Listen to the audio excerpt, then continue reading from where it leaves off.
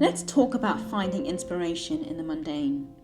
How do you do it, and how is it possible when life can be so boring and sometimes so monotonous? Life can be fairly difficult, and if you dislike your job and the monotony of your job, it makes it even worse. It's even harder when you want to go into creative pursuits, drawing and sketching and writing as well. You have a monotonous job, it's not very interesting.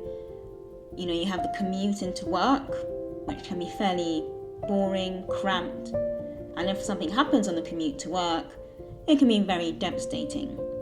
So the question is, how do you gain inspiration when your life and your job is so boring?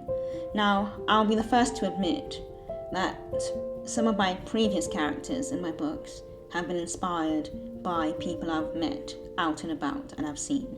But how do you allow that inspiration to come in? What if I was to tell you that some of my inspiration came from the most boring and most mind-numbing activities, where I wasn't really doing anything in particular, I was simply hanging around and waiting for something else to happen. I have 3 series out at the moment. I've got Coates, which is a dark academia, contemporary book. It's actually a 3-book series. It's set in a boarding school in the UK. It's about prefects and students at an elite boarding school and how their lives clash and everything going on. And I wrote it on a far deeper level than you would most young adult books, young adult dark academia books, because with these teenagers I included their parents and issues with their parents and how you show the influence of the parents can affect the children for life. So it was a very deep level. But how did I get inspiration for that series? Interestingly, I got the idea for Coates whilst taking my dogs out quite late in the evening for a toilet break. We lived by some nearby woods. One of my dogs wasn't feeling very well, so I took her out for a toilet break. When walking around, it was winter, it was extremely cold, and I thought, boarding school series, and it went on from there. So just by walking my dogs in the woods, I got the idea for a 3-book series. Now, interestingly, that 3-book series is going to become a further series because I have a whole series plan about a section of the school linked to that school. So there's another exciting new series to come, but that is just from having one idea from one series. One of the darkest characters in my Dwellers Beneath the Arches series was a man I saw whilst I was waiting for a bus.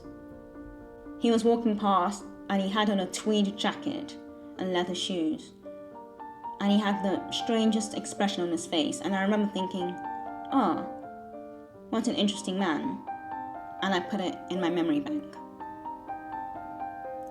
The forest scene in my Heathens stories, I only have a prequel and the first book out of Heathens, but there are going to be a lot of forest scenes in this series because it's all around witches and warlocks. Interestingly, I got the idea for the forest scenes, which play a very powerful role in the series, when I was walking by an abandoned airfield. Now, there was nothing particularly beautiful about this airfield. It was rather dilapidated. It was very ugly to look at. It was very abandoned. There was nothing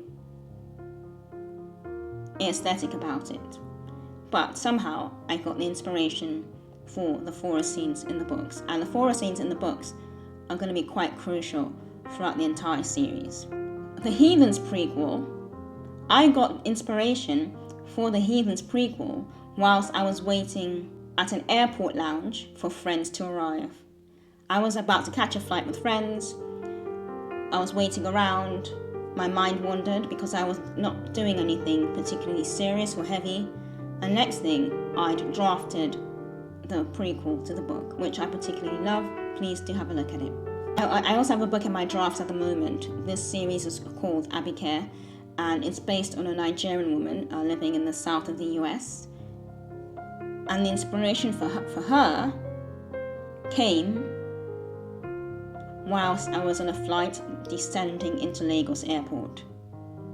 So the point is, inspiration can happen anywhere at any time. Inspiration comes from the most boring places. You're waiting at an airport, waiting for a bus, waiting in line at a cafe, walking past an abandoned field, walking in the woods. It doesn't have to be anything particularly scenic or any particular interesting landscape, nothing at all.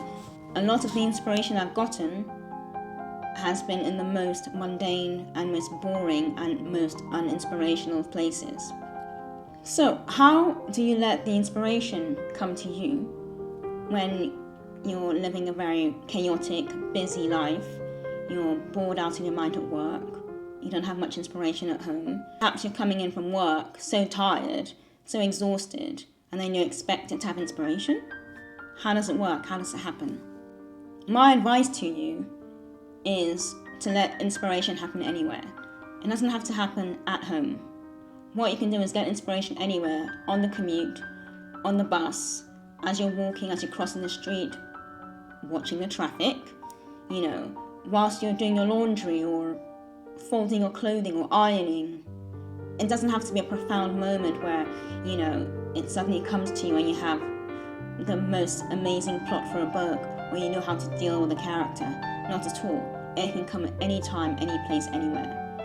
One thing you have to be able to do, and I say this to everyone, it's very, very crucial, I believe, if you're creative, is you have to be able to switch off.